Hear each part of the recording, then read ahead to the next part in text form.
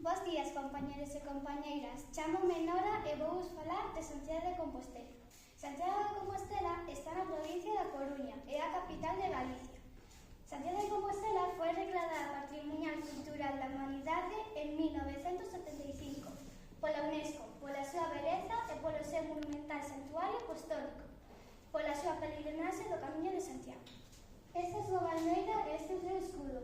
Poboación: 99.536 habitantes no 2024, 46.134 homes e 53.402 mulleres.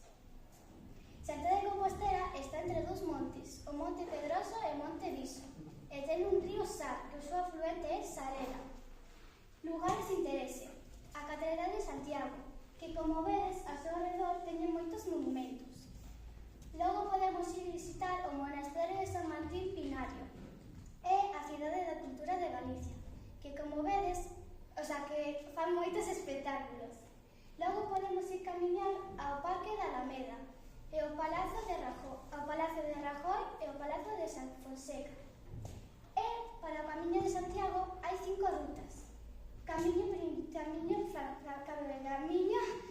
Norte, Camiño Francés, Camiño Primitivo, Camiño da Prata e Camiño Portugués. Como vedes aquí no mapa están as rutas. Santiago de Compostela, os peregrinos soen levar unha cuncha cunha cruz de Santiago ou un bastón cunha cabaza, como vedes. Os días máis importantes de Santiago son o día 24 e 25 de xullo. Na noite de 24 fan un gran espectáculo de fogos artificiais, o Nor Apóstol, como vedes. E o día 25 fan unha misa na catedral, onde se pode ver o botafumeiro, que é este. As festas: pode haber romerías no bosque, unha queimada ritual galega meigas fora, e pode haber tunas ou música e baile tradicional galego.